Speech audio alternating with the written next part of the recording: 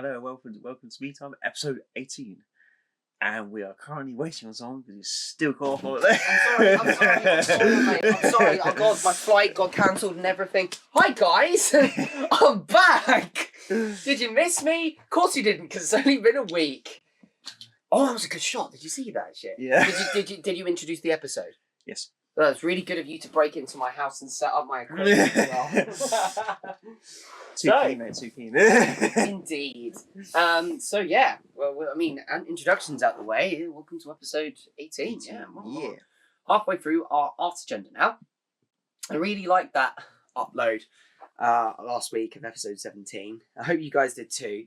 It was a little bit from the heart origin of how I became an artist. So we're going to explore a little bit more about that today in today's theme, which is visual storytelling, which I'm looking forward to again. I hope we can bounce off each other this episode. So what I wanted to, again, I'm just keen for it. I wanted to dive straight in by talking about how and why stories need to look a certain way. It's all easy for words to portray the story in someone's head and it fit to look infinitely different in everyone's minds. Everyone interprets a character in a completely different way.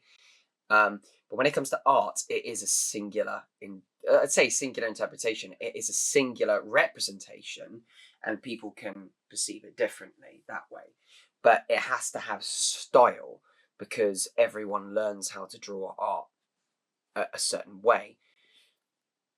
I'll start this by talking about my own journey because, again, I drew Spider-Man off of, and I traced it, and I really liked the way that it looked when I was young, and because I didn't know how to draw. I didn't know the theory of colour, of anatomy, proportions, techniques on how to draw a head, an arm, fingers, lips. Almost the worst. Well, I still have the hands are the most tricky to draw, in my opinion. You get the old art lesson, the old is it human face, and you get like a lime. You put a cross through the sort of lime shape. Basically, yeah. Yeah. I've tried to teach it in an art lesson once before, and it was very tricky to keep up with. But it's you go circle, 3 lines, and you get the chin line, then the eye line, then the circles on the side, contour, and then you'll find the jawbone that way, you know. But I'd say it was really hard. The nose. So hard. It's not bad. It took me ages. The one thing that was taught to me was there's a difference between what you know and what you see. So naturally, when you decide to learn how to draw or you want to draw, you could think of something to draw and convey it on the page, but it is not the same as what you know to what you see. It could come out in a completely different way and you don't like it. Another example, you're trying to draw an apple. You see the apple in front of you and you know it's circular, you know it's got a stem, you know it's got a leaf, but when you go to draw, it's not as simple to draw a circle. Maybe the circle is too perfect. Maybe you know that you need to slim it, and then by that time you've forgotten where the stem and the leaf needs to go. So what is on the paper, what you see and what you know is different. So you know an apple's got to be a different shape, so maybe it doesn't look right. So maybe you stop looking at the apple and begin to correct it from what you know. So that's what was taught to me. I remember I was doing live art sessions back in university. That's a bit of a fun fact about me. Yeah, I wasn't a live art model, unfortunately. But I did do live art because it taught me a lot about anatomy and how to tell the difference, to discipline your mind and your eyes as well, to sort of meld them together. Because instantly, when I was looking at someone to draw, the second I saw that, it was just eyes. I start with the eyes, I start with the face. And as soon as you start with the face, then you work your way down, you got the body. And then by that time, you're just like, oh shit, the arm needs to go there. That doesn't really work, and the proportions are all wrong. And the eyes look too big, and the hair looks too frazzled, and the ears, I've forgotten the ears, the fucking lips look like fucking spheres and ovals, and then it was, okay, so what you know is a human is a certain size, you've got 2 arms, 2 legs, and this person is, I don't know, they're thin, they're large, they're tall, they're small. You've just get the outline of the person done first, and then going with the details. So that was just a little dive in to learning that. But more importantly, I want to go back to the style aspect. Because from that, when you figure out the framework of how to get your ideas on paper and not struggle with its representation, then you've got to implement yourself through it. You've got to represent yourself. Like Van Gogh with his paintings. Van Gogh had their paintings specific to him. Picasso had paintings specific to him. Dali had works of art specific to him as well. The madman, really, Salvador Dali, wacky man, but fantastic. Who's Dali? I don't know who Dali is. I'll talk about that after the podcast. For fear if I get information about him wrong. But, no, he was more of an interpretive artist. Okay. Instead of the whole paint method. Dali was just a madman with a vision, and it was a good vision. Madman with a canvas. I'm just a madman with a box.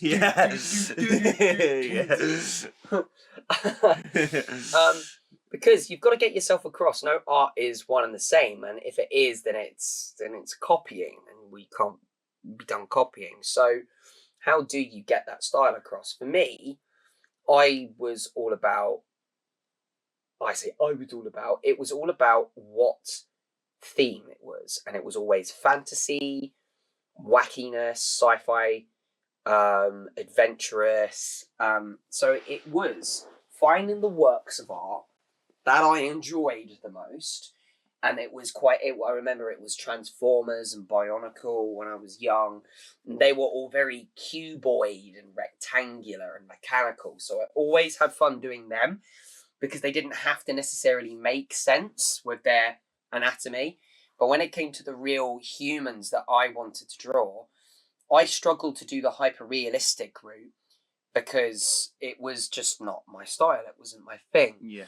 I wanted to be able to do some comical drawings, some comic style, and some borderline manga work.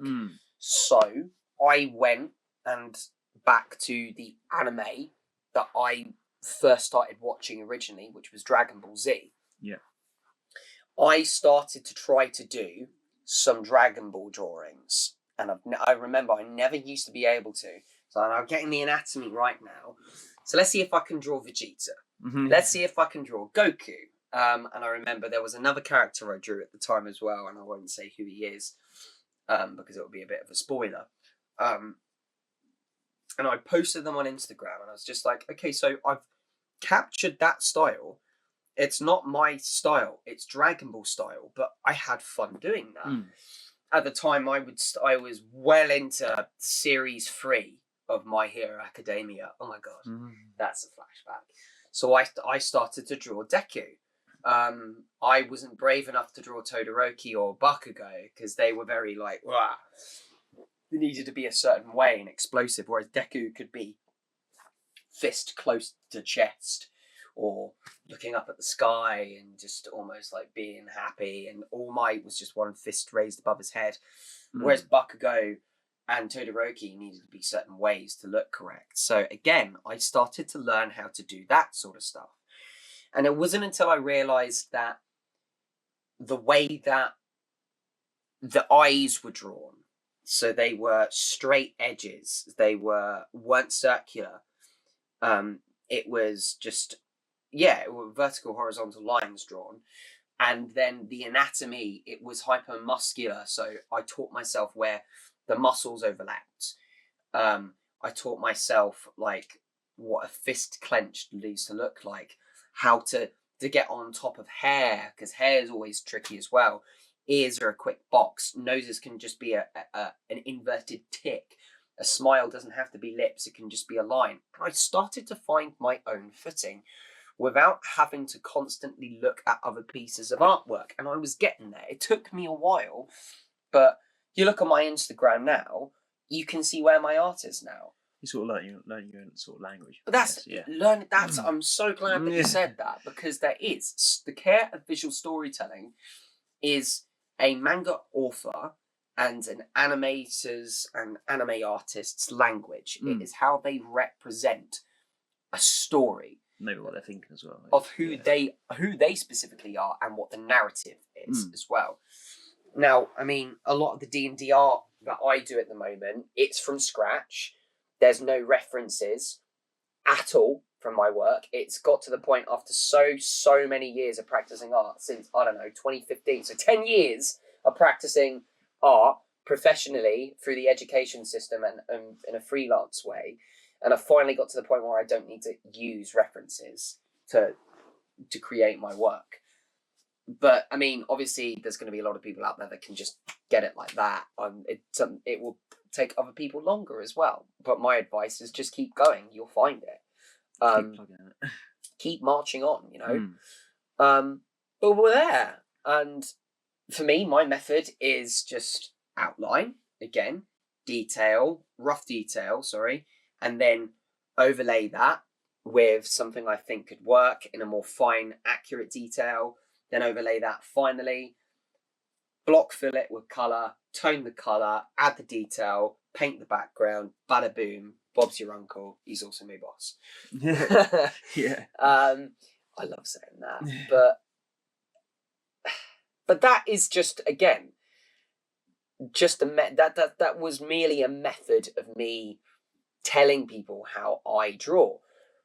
People all draw differently, and for me, it's what sort of character do I want looking a certain way to match a certain scene, to match a certain vibe. If I wanted to draw a really cocky, evil character, they're going to have an evil grin. The background is going to be dark. I'm deliberately going to choose colours that look, I don't know, a certain way. Let's go black and red as well. They are notoriously dark colours. Red is associated with blood, maybe an evil villain cape. Black is also associated with the shadows, the night, the descending darkness. So yeah, I'm going to use colours like that. It could be in an environment which is in a dark alleyway, but I'm representing them in a certain way, because if I decided to make them just like smiling in front of a white canvas, that might not be the mood that I want to convey. There's a juxtaposition, only because there's art that sort of pops into my head, where it's DC Joker, and he's got a white background, and it's just a psychotic smile. And I think it may another one that you're. Yeah. But like it's sort of the sort of imposing sort of juxtaposition between sort of comic evil and sort of the madness evil. I think maybe like Pennywise as well, sort of completely on a sort of different tangent, but say it's still sort of thing. Sort of the clown, the playful clown. Yeah. Is not the playful clown. Yeah. So you've got like a clip art clown, and then you've got a Joker clown. And yeah. Obviously they're different, but how and why are they different? Why are they different characters? Like, I remember, it's just a really weird segue here. As a kid, I remember in a comic book, like dolls were a thing when Elliott and I were young. More so than now, you know. Yeah, I don't know. I think now. Yeah, but you know, I remember my brother's first toy when he was like 1 year old was like I don't know what was it? It was a doll. It was like a teddy bear doll, like the really large, that was like a potty training device, and it was supposed to teach kids how to potty train themselves, and like obviously they just do like the whole. There was like a farting sound effect, like change the nappy on the bear, and then it would stop farting. But so it was like that sort of thing. Trust me, I know where I'm going with this. Stay with me on this. But Blockbuster was still a thing. And when I was walking through Blockbuster as a young boy one day, I saw Chucky. I saw the horror section. I saw Chucky, a doll, a horror doll. And from that moment on, I always associated dolls as evil. Yeah. But dolls are they're just monotonous, just devices that are used for recreation. Chucky was a character, but he was created in a certain way to look a certain way with the intention of being like kid friendly, to then spin that and make a kid friendly device fucking scary. I'll tell you what, speaking of that, I think it just came to my mind, like Annabelle as well, being that sort of right. Oh boy. I'll tell you what really screwed me over. Do you remember the Doctor Who episode with the mannequins? First Christopher episode. Oh, well, the Autons? Yeah. I can't look at mannequins the same. Really? Yeah. Just okay. like mannequins, I was like, just weird. For me, the Doctor Who episode that creeped me out the most was Midnight. Yeah. Where you don't see the monster. Yeah. But that plays on my biggest fear of all time, the fear of the unknown, which directly links to my pretty deep phobia of thalassophobia, if you guys don't know, is my greatest phobia. But that plays into my fear of the unknown as well, because it is scary. You don't know what is out there. I'm not going to talk about my phobias. Save that for another podcast. What is your fear? What do you fear? Yeah. Do you fear that dark abyss? But yeah, without going off track too much, that was a bit of a weird example to show you like two different. They're both the same. They're both dolls, but one is a character and one's the real. So if you take, I don't know, if I'm drawing a zombie, one you just got your standard clip art zombie, and then you've got a zombie, I don't know, from a story that I'm telling. I don't know, if you tune into the Lost Omens, you'll find out what type of zombies I'm talking about, which I'm not going to indulge in, but you know, that's a point, you know? Yeah. No one thing is the same. It is drawn differently, it's represented differently, which is why visual aspects of why and how certain things are supposed to look are so integral to a narrative. Yeah, I think art and the sort of base tone that you give something is sort of the unspoken description of the world you're kind of landing into. That's great. Yeah. So, sort of My Hero Academia, the Vigilante arcs. We used to sort of My Hero Academia like the blue sky, and I know it's been a criticism for My Hero Academia type the blue sky apparently. It's very weird. Yeah, but anyway, in the Vigilante arc, it goes to grey, and you're not given a explanation as to why, but you're given that you just sort of know just from the grey scale that the tone has changed. Like there's like this is a lot more that the decisions are a lot more difficult to compare to what we've had previously. But that is perfect to the topic I wanted to describe, because like you said, that in my eyes, the bright sunny day in My Hero Academia that happens most episodes, the blue sky, to me represents the show's biggest theme, which is hope. The light and beacon of hope that is the symbol of peace. All Might. For those of you that haven't seen My Hero Academia, we have 3 episodes about it. Go back and watch it on the playlist.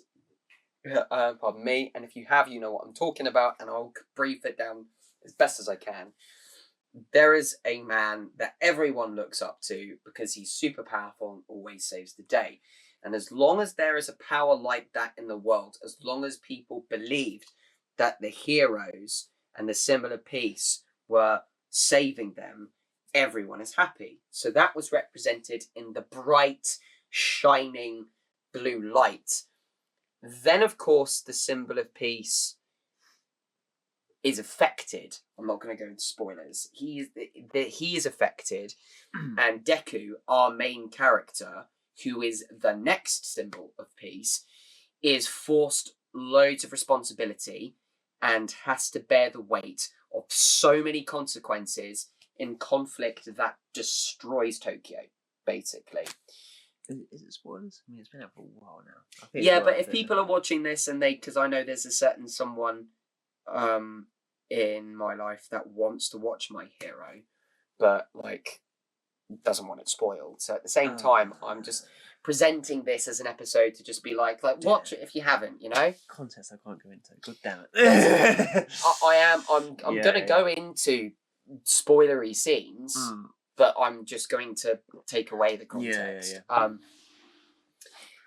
But you know, there is that obviously with that hope getting taken away, there's still scenes that are in the light, in the blue and the light as they're starting off, and you think everything's going okay. And then the weather just changes and everything is black, dark, grayscale, foggy. And it only lightens up again when the rest of the characters come in and save the day and pick Deku up off the street and just be like, you don't have to do this alone. Don't bottle up your grief. Don't think you can do this. And then the sun cracks through the clouds and the blue takes back over again. And everything is back the way it should be.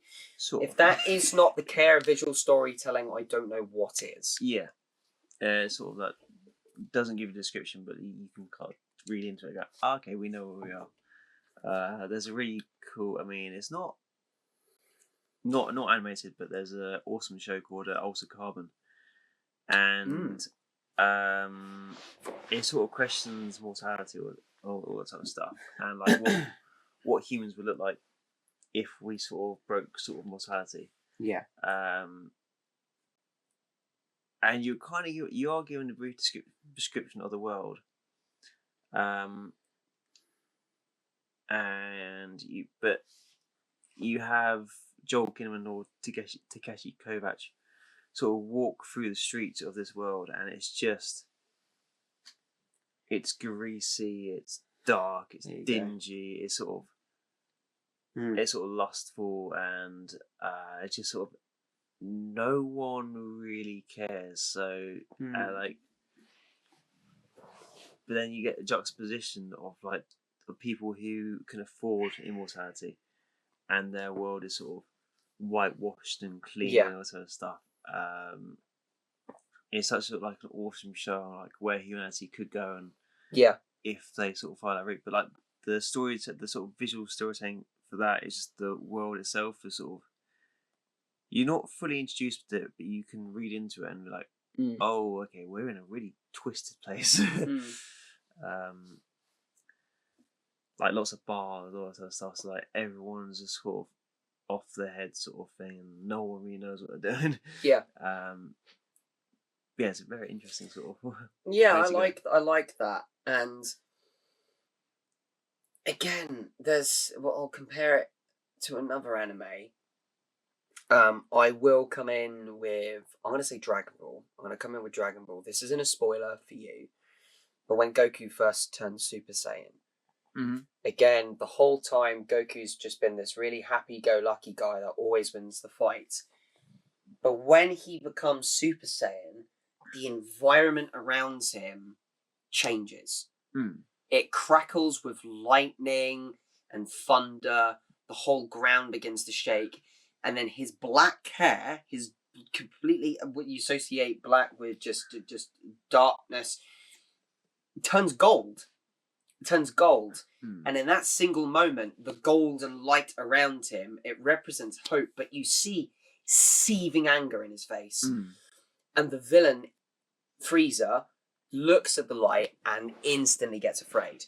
I think that is, like you said with juxtaposition, a very, very interesting use of juxtaposition. Yeah. That the golden light, which we associate gold with wealth, with just with health, I'd say as well, like the peak, the highest color, the healthiest, like, wow, praise be happiness color, you know? Yeah.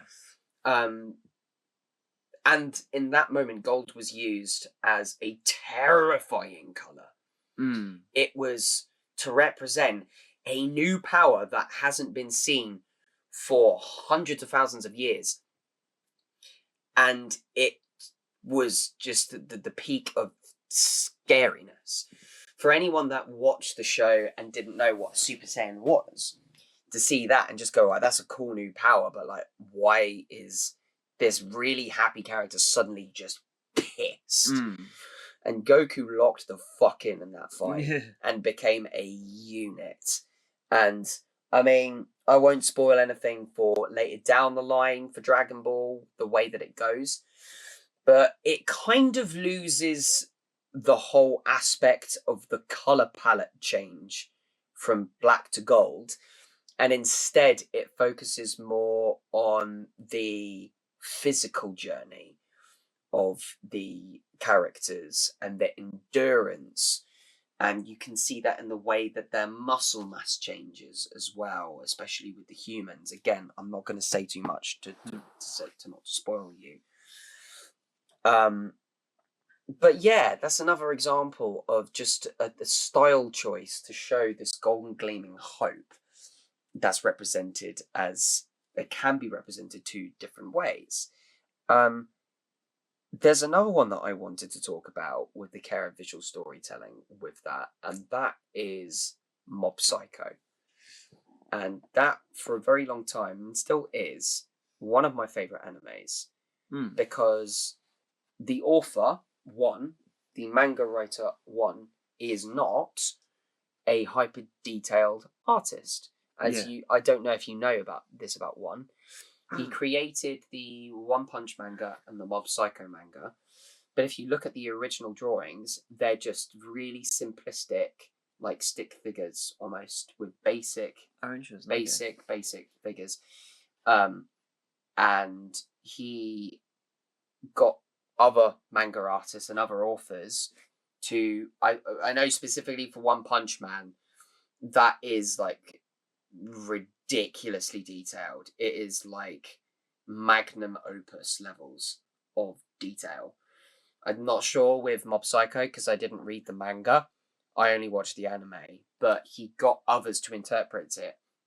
And then along comes the anime Mob Psycho. So you got this really like bucket head, just smooth, softened Mob, the main character, is supposed to be a really soft, innocent boy. And you get that from him just by looking at him. He is just a round head that the other hyper-realistic people around him don't have.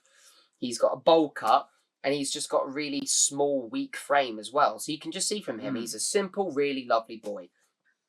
But Mob Psycho, the theme of it is him bottling up his emotions. So when he reaches 100%, he snaps. And when he does, his hair begins to levitate, his eyes go white, and the spherical shape turns normal. It turns into a human face. And you think, he's become someone different, but he's not different.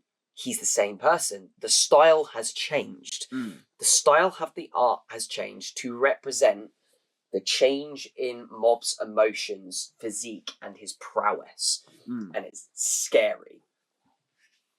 And there's also another one that I really like, the mystery percentage when he snaps beyond repair, and he doesn't just get angry, he just loses control.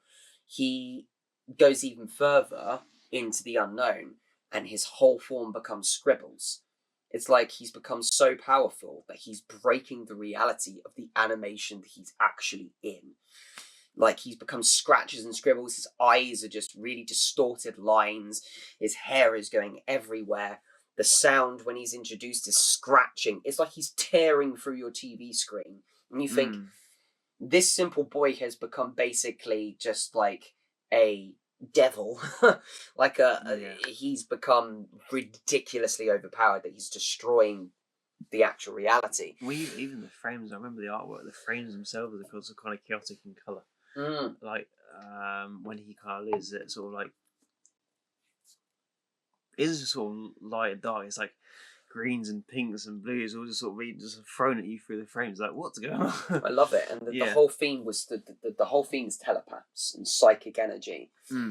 And they don't beat about the bush of how the psychic energy looks, and each telekinetic ability is represented differently with different colours as well. I remember Mob's aura was multicoloured, basically, to show that he was this beacon of light refracting the light around him, and he was just ridiculously overpowered.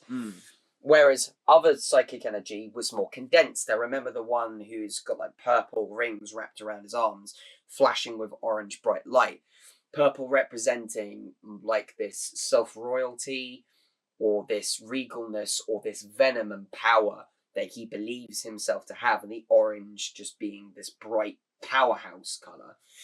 And then he goes up against Mob and he of course loses, and you just think, wow. And then after that, he has the same powers, and it's just used.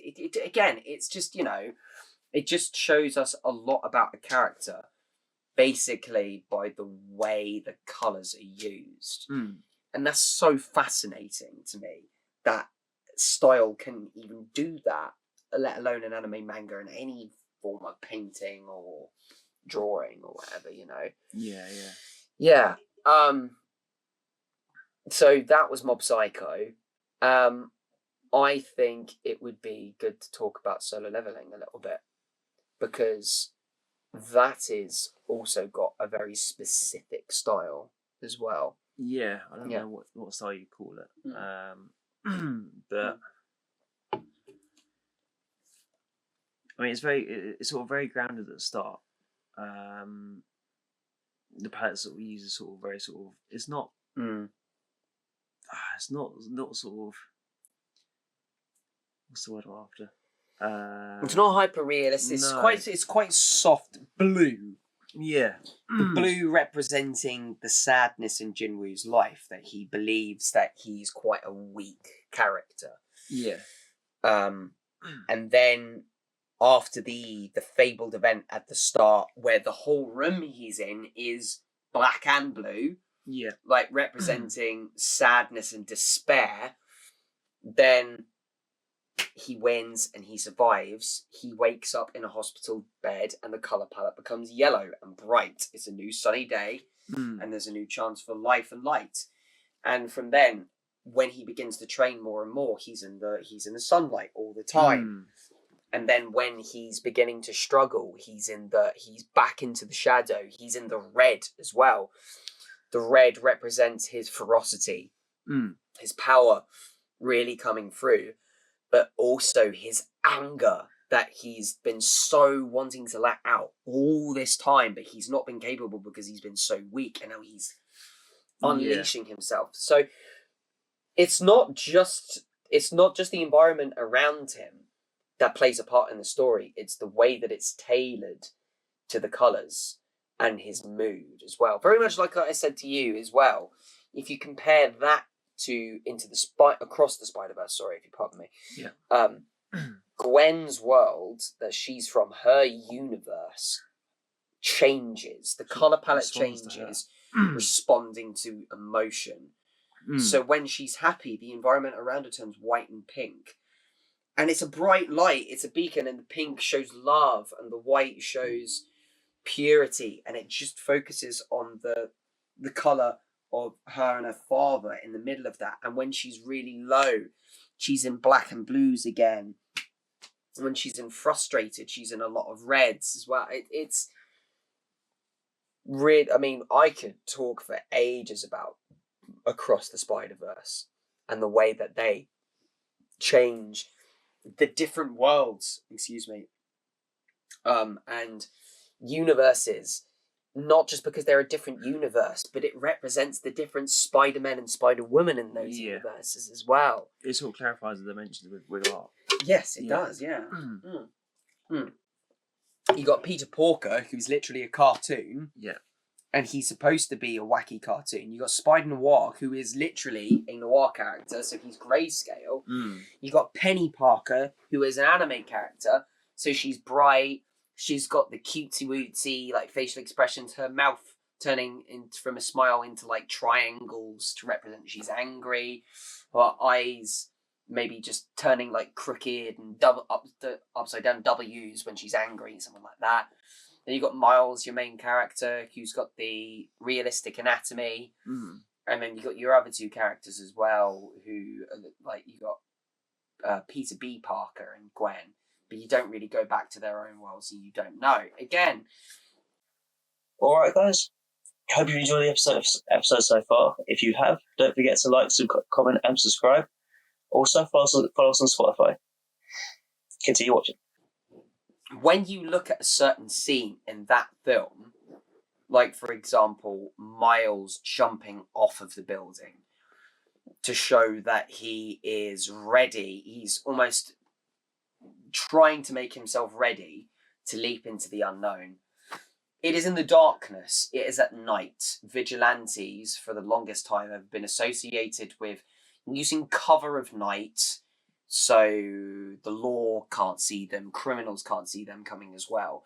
So if he's jumping off, he's jumping when no one can see him jump off. And he'll jump right into the core of the night, and he'll start his duties as Spider-Man straight away. If you flip it and you do it during the day, will it have the same effect? Yeah, well, more of a ready, I'll say. He'd be ready, wouldn't he? Yeah. Just think of it that way. If he's jumping off the building at night, it gives a certain mood. And for me, the reflection of the shards of glass coming off and reflecting the moonlight, and you can see all of the bright red colours and the reflection of his suit in it as well, and the buzz of all of the colours of traffic lights and street lights below, showing that people are watching him. They're there. He's falling towards them. And it's just this whole daunting environment. And as soon as he's ready, he swings up through the colour of the street, straight upwards, and he's back into the night, more confident than ever. But if it happened during the day, it's different. It shows that he is ready. People are watching him. And the buzz of the streets below, it's that you won't get the same colour from it as well. It won't be as harsh. It'll be quite soft. It won't have the same depth. I can't really get that across, though. Probably says that bolder, wouldn't it? Because if if you're kind of doing it in the night time, you're effectively hiding. But if you're doing it in the daytime, you're kind of being bold and kind of going, yeah, this is me, sort of thing. You're not really hiding from anyone at that point. It's again, this is it. This is what you got, sort of thing. Public concealment sort of stuff, and there's no way to hide in that regard. Yeah, and it's a testament again to style of the author and the writer and the narrative as well. Why does an artist choose to have a certain environment and a certain climate with certain weather? Is it when you have the capability to control that, to match the scene, to convey elements of the story, why would you not control it? It's just that, it's just raining just because it would be at that time. If it was raining when Miles was jumping off, it would be associated with sadness.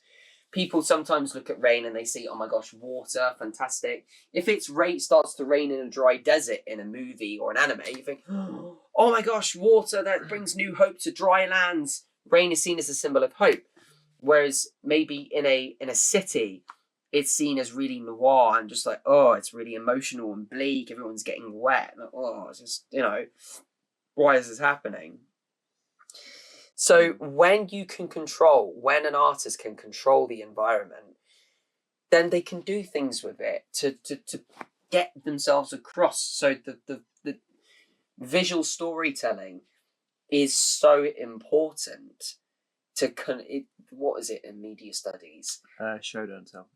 Pardon? Show, don't tell. Show, don't tell. Yeah. That's the one. You've got denotations and connotations. Denotations are things you can explicitly see in a scene that tells you what it is. I'll keep using the Spider-Man example. You can see Spider-Man jumping off of a building. The connotations is the hidden elements of that scene. Why is Spider-Man jumping off of that building? What else can you see in that scene? Again, that's what I've dived into. It's night. He's trying to conceal himself. It's the classic vigilante look. He doesn't want people looking. Maybe he doesn't want himself looking. Maybe he's scared as well. And it's just beautiful. It's beautiful to even have the capability to do that. It shows care. It shows depth. It shows love. It shows enthusiasm to a story as well. That I just adore when I watch that, and when I sit down and watch an animated show. That's why sometimes I don't get it. And I mean, I'm not going to force people to watch animated shows, but for the life of me, sometimes I can't understand why people boo-hoo animation. I think it's that sort of Western Eastern philosophy. You sort of see it in just one day walking around, but you also see it in sort of the animation. So like something like Invincible, the color palette is very sort of stuck to yellow and blue, and then lots of red. But they don't want to sort of experiment with sort of different colors. It's sort of like we want to have the primary colors and that's it. Even like TMNT to a degree, like they're sort of fixed to a certain color pattern, don't go outside of it. I think what sort of Japanese anime and, well, I guess even Korean now and even Chinese, I guess, they're more willing to be a lot bolder in what choices they decide to do in regards, like, we're going to change to a different animation for this particular scene. Yeah. Or we're going to use like a different style of colours just to sort of really sort of push this fight forward, or but with sort of more Western sort of animation, the animation is the same throughout the whole of the show. So and I think there's occasional times where sometimes it will change, but doesn't really happen. I think maybe between the Japanese, the West, and the Eastern, sort of like all the sort of tone is very much all the same through most of the show. And then sometimes, if they feel like it, they'll put it all onto the last episode. Sometimes, not all the times. I see what you're saying. But what happens, I think, with the whole meme of just like, oh, you can see where the budget went. Yeah. It seems to be that they're a lot more consistent through their episodes with us. Like, this is important. We need to make this more focal. I'm glad you're talking about this in that way, because it's not that we're putting all of the big bucks into one scene. Don't view it as, oh, well, all of the other scenes are going to be naff then. Just, you're missing the point. They want that specific scene that's so meaningful to the plot to look good. I'm going to bring My Hero Academia up again. It's probably going to happen a lot in the future.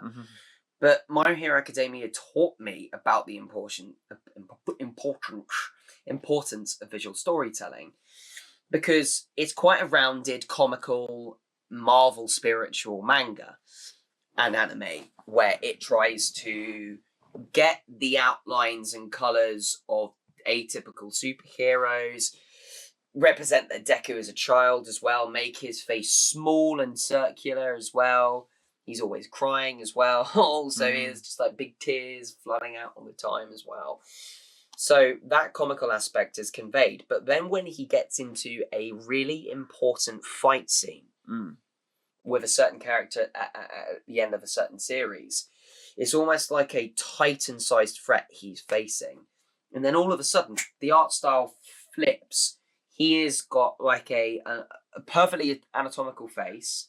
His hair is flying through the air, and they represent him as a shadow blocking out the sun with golden eyes, and his fist turns hyper detailed and red, and 1,000 of them fly off as well out of nowhere, and the frames per second turns from like 45 to 60, and then the villain looking up at him gets so detailed that you can just see the colours of that iris looking up to the sky. I'm like, why is it suddenly so super detailed? And then he gets punched. And he gets punched in a way that his body moves super quick in comparison to the usual, like, his body moves just like really super quick. And then it's just like, whoa, where did that come from? The importance of it was to show us that Deku locked the fuck in. He locked in. He was super focused in that scene. And when that happens, the gravity of that fight and that part of the story weighs down on the audience. You think, pardon me, sorry, oh my god, this scene needed to be important. Yeah. Whereas I'm not saying just like have stick figures and then all of a sudden in the scene you just have like the Mona Lisa levels of art. But again, like One Punch Man, he is a super like cartoony guy, and when he needs to become really powerful, he turns into the most hyper realistic man that you see. Super muscular, and he just breaks the world basically with his levels of fighting. I think as well, it kind of gives you a good idea of the speed of that strike, switching the frames over. Like if you were to compare that to Invincible, it's just sort of trading blows. You don't really get a sense of power in regards to what's going on. Occasionally do sort of where they'll fly to a building and crash into the building. Or they'll just sort of move back a couple of feet. But with something like animation or anime in that sort of regard, because you get the change of frame, you kind of get the intensity plus the power, plus you also get the frames of the person reacting as well in more detail. That's sped up, so you get more the sort of micro emotions for that, like eating that punch sometimes is like, oh, that sucks, and you can tell it sucks, rather you can't be shown it sucks rather than almost being told it sucks because the character's saying, oh, that was a hard blow sort of thing. Yeah, because you got in real life, just a very slow, sluggish punch to the face can still hurt, depending on how strong and skilled the person is. But then in anime, if they speed the punch up, they add like a red flare to it or a yellow flare to it, and then the word smack above it, a really sickening, crunching sound effect, and the character instantly flips from front way up to upside down. You think, oh my god, that punch was devastating. You know? The split microsecond change, like you say, frame to frame change, shows you how strong that person is. Or, again, like, how quick someone is. What is it when, again, One Punch Man, he's got this really circular face, he's got a simple line and two plain looking cartoon eyes when he's normal, and then when he locks in, he just leans forward, and then one frame to another, just goes instantly teleports in front of this character with a dark face, with hyper white eyes, and just super detailed punch, pulls back, slow motion, moving as though he's a human on screen, and you're like, oh god, help! And it just shows the similarity between cartoony, light, normal, lovely man and just like a god is about to punch me in the fucking face. Yeah. Shows you how powerful he is and how funny it is as well. But that's part of the story. I think from what I heard, All Might's United States of Smash was 100 frames per second. Really? Yeah. I did not know that. No, neither did I. I just heard this just briefly, and just the recent series that we just had, Vigilantes. I think Knuckle Duster's last punch was 80 frames per second, and that's. Well, you can tell. That was nice. Yeah. And so the sort of, you can tell the details and okay, like you can tell where it's all going. You certainly can, and it's not a testament to whether you like anime or you don't. We're just using anime as an example here to convey that elements of a story need care in the way that they are presented, not the way they look, the way that they're presented. If every scene in a movie is the same house in the same area, then it's boring. They're in the same. Why are they in the same place? If you want them to go to a big city, draw a big city. That's the simplistic element. But what does that city look like? What is that important skyscraper in the background? Will it ever be mentioned? Will it ever be noticed? You know, there are key parts that the audience want to focus on and want to learn about. That when you rewatch something, that's when the colours playing a part of it, and you notice, just like with the brightness of the day, the darkness, the final battle, hope is taken away because there's just a blackened environment, and then sunlight comes down as well to show that the day has been won, you know, all that sort of stuff. And for me, I'm just a sucker for it. I really am. And maybe that's why I got into art. Really, I had a vision in my mind, and I wanted to get it out there. I wanted to be able to convey what I felt, what I saw, and what I felt up here, what I knew I could do, and I wanted to, excuse me, bless me, get it down on paper. But what I also learned during that process is no one person will ever look at it the same way. People don't like animation. Yeah, it's okay. It's okay. Some people think it's quite kiddish. That's fine. That's fair. People don't like the wackiness of this, the flair of it as well. I mean, a lot of people have been giving. There's a new movie. I don't know if you know about this. K-pop Demon Hunters. Oh, I've seen it. I've sort of seen it mentioned. Have you watched it? I haven't watched it, though. Okay. I liked it. I actually really liked it. I watched it from start to finish. And I saw a lot of hate for the animation style. And I'm thinking, why? What, you don't like it, that's fair enough. Okay. But they're wacky. The main characters need to be wacky. They're supposed to be like girls that are just so in love with their life that they're fully just embracing the wackiness of being on tour, and they're supposed to convey the comedic character to the audience and tailor to both target audiences.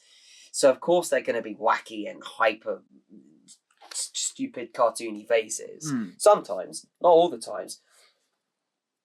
But for me, I like those hyper go happy scenes, because when a serious scene needs to come in, I remember I was sat down on the sofa with my friend who watched the movie before, and I instantly noticed, I'm like, her eyes are two different colours. Her eyes are two different. She's got one golden eye and she's got one blue eye. And then the next scene she didn't. I was like, why is that the case? And then the next scene happened when her powers are revealed. Half of her is immersed in darkness, the other half in light. That's when the golden blue eyes come back. I was like, I fucking knew it! I knew it was visual storytelling! Yeah. And he just looked at me, just like, you clever bugger, you got it. And I was like, yeah, I knew it! But it's a blink and you'll miss it scene. Yeah. She had conflict of emotions because of the power that she was trying to conceal. And I was just, I love it. And it just goes, again, the juxtaposition. Like, she's just like, the eyes popping out of her head turns into like an anime character. So she's happy with herself.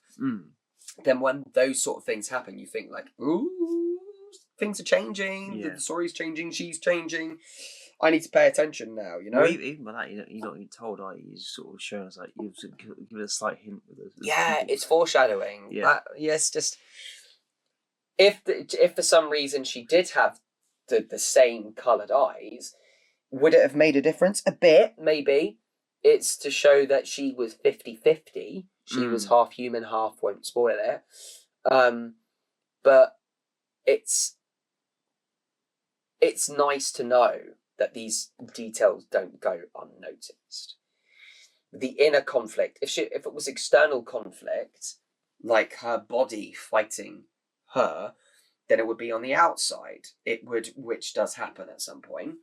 But the internal conflict of emotions is represented by a colour palette and her eyes.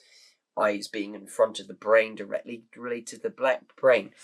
Because sometimes when you have 50-50 hairstyle, that doesn't necessarily represent a change in mood. Well, Super Saiyans and Shigaraki as well. Shigaraki's hair turning from black to white to represent the life being sapped out of him, you know. So hair colour change can, but, you know, something as subtle as eyes is good as well, you know. What if we made an anime where the mood of someone was dependent on the colour and the texture of their eyebrows? What would we call that? Essex Power. Eyebrow warriors. Yeah. You heard it here first. My name is Ginshin. I'm a 14-year-old student in, I don't know, Croydon. And ever since I've figured out that I've got purple eyebrows, people have always treated me different, but I'm a superhero. I don't know where I'm going with this. But yeah, I mean, there's not really much more that I can and want to say about that, because I've really gone into why colour palette changes and why different scenes mean certain things with emotions and character. It's just, again, and we'll talk about this in the next episode as well, why hyper detail and why passion is so important in vision to get across to the audience so many different things about what they need to know and what they deserve to know. And it's lovely. Yes, it's straining on the artists and the animators, undoubtedly, which is why you have certain scenes that are hyper detailed and some that aren't. You got to be careful there as well, because like breaking the fingers and the backs of animators to get certain scenes into glory 100 frames a second, it sounds cool. It's really not, because animators have sacrificed more than just their physical health to make that scene come to life. So always be thankful with the art that we get, because someone really tried drawing that, and it might not be what you want it to be. It might not be what you envision it to be, but it's what they envisioned it to be. And we appreciate it nonetheless. Well, you know? I'd say art to its sort of core detail is just someone's emotions, someone's emotions sort of explored on paper. If you agree with it or not, sort of thing. It's sort of like someone is trying to convey. It's their language, like you said. We got full circle with this conversation. Yeah. Trying to convey sort of what they can't say onto a paper, whether you can see it or not, it doesn't matter. Yeah. It's sort of like, you know. Yeah. Someone's tried to put their mind to paper and sort of see what happens. Yeah, and I was the same. I always, as a child, struggled to get that onto paper. I remember I started playing Halo, and I thought it was the Master Chief was really cool, but I didn't want to draw the Master Chief. I wanted to draw my own Spartan. Your own sort of like character. But I just really struggled, I remember, because I just couldn't get the hang of the visor and the brow on top of the visor. I just I remember that it almost looked like Donald Duck one time. I drew the visor because I knew I needed to have the visor, but the visor was way too big, because I focused on underneath the visor, so it sort of went out like a horseshoe, out like that. And then I drew the visor underneath it. It's like, well, that doesn't make sense, because it needs to be that way. I was like, I was getting so frustrated. And then, again, there's the difference between what you see and what you know. You know that the visor's got to be from the top, not from the bottom. Just because you know there's a visor there, it's the certain angle that you've got to draw it in, and then certain parts of the visor underneath the brow gets concealed. It's so start with what you know, and then finish with what you see. And then with your style, it's just a matter of just how pen meets paper, you know. And that's the tale of every creationist. I haven't said that right either. I'm going to say that the tale of people who have a creative flair, you know. How does one represent that on paper in many different ways? So exciting, because there's no real answer. You just find your feet and you represent it in the language that you love. And you love that through looking at other people's artwork and fine-tuning it to your own. And then you go into an episode like today, that where we discuss what different art means, and you know, it's just, who knows? You could be an artist that Elliott and I talk about one day. Yeah. That would be nice. It would be. I'd love to talk about your art, you know, or your stories, or that book that you haven't finished yet. Yes, I'm talking to you. Eventual guest. They know who they are. Eventual guest. Yeah. But yeah. Anything else you want to add? No, I guess if we're ending this off and we're going for sort of the artist theme, or kind of speaking sort of young artists maybe, or like artists coming up, I don't know, I would probably say, from what we've just sort of talked about today, say don't be afraid to be bold. Like, don't be like in like different materials, different colours, in regards to what you see in your mind, in your mind's eye. Experiment. You know, if it goes wrong, you can start again and try a different piece. It's a marvellous mistake. Yeah. I always liked that saying, marvellous mistakes. Don't view a mistake as failure. View it as something to learn from. If you got everything correct all your life, then you haven't learned anything. You haven't learned anything. And if you learn something, you adapt and you get better. If you've not got something to aim for, then you won't get better at it. If you're always at the top, then you will suffer from it, in my opinion. Yeah. You know, you'll realise that it's boring being at the top. The thing that you love and you perfected, and you can't get any better at it, you've completed everything, then why bother? Why should I keep doing it if there's no way to get better? If you lose a game, if you don't draw a certain way, if you don't get a certain drawing right, or if you build something or paint something and it doesn't work out, brilliant, awesome, well done. Like, fair play to you for trying. You really try to get your ideas across and your love for art and vision across. Time to learn from it and move on. Yeah, it stings.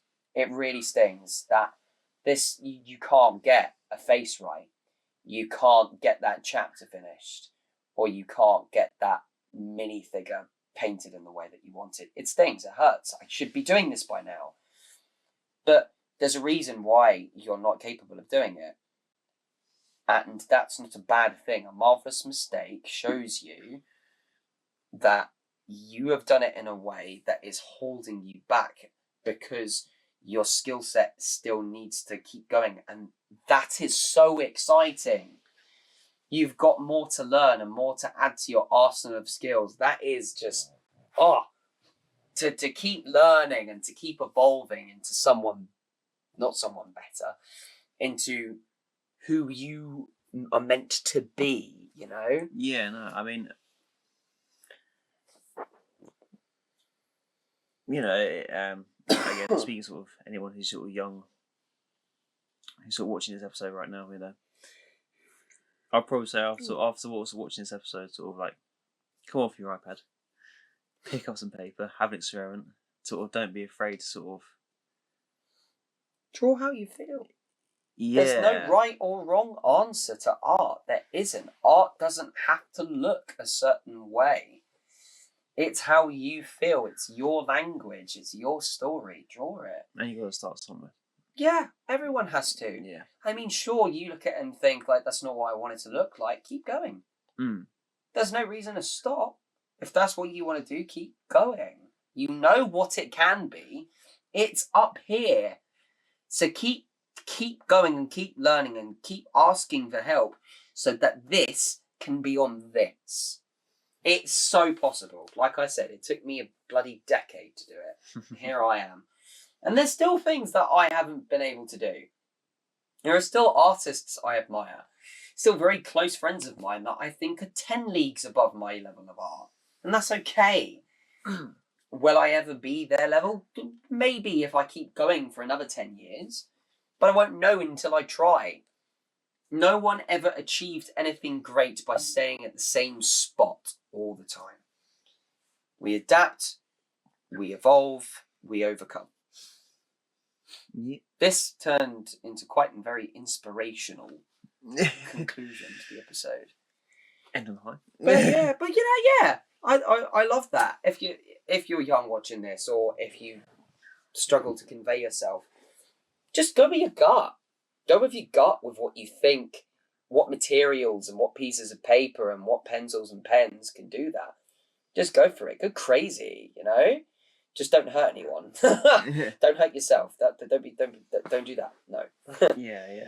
Yeah. I think this is a relatively short episode, but one that we know that we both wanted to do as part of the art run. And the art run was always going to be a bit experimental, but that's what art is all the time, an experiment. So we're going to conclude the art agenda next week with episode 19, and we will be talking about animated and sketched fight scenes. Yeah, I get as much use as this one. Yes, this one's going to be fun. So that's a very important thing about animations and drawings and comics alone, is the clash of character versus character.